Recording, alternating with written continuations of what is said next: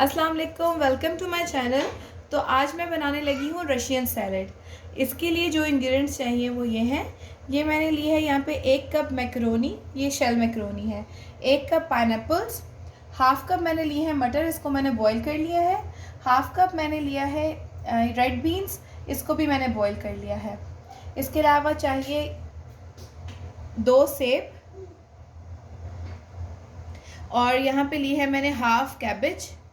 थोड़े से लिए हैं मैंने अनार, और यहाँ पे लिया है मैंने 1 कप स्वीट कॉर्न। 1 कप ली है मैंने मेयोनीज। 3/4 कप मैंने ली है cream. Half cup milk, 1 tablespoon sugar, half tea spoon black pepper, और 1/4 टीस्पून यहाँ पे है सॉल्ट। चलिए हम प्रेपरेशन शुरू करते हैं। सबसे पहले मैं लूँगी मेयोनीज,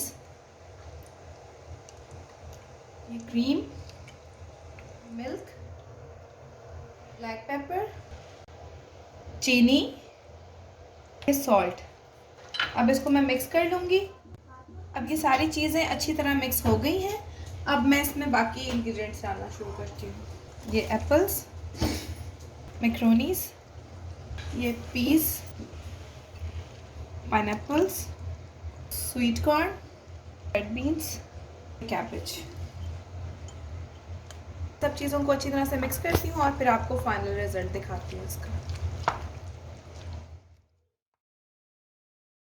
तो ये है बहुत ही इजी और बहुत ही मज़े का रशियन सैलेड।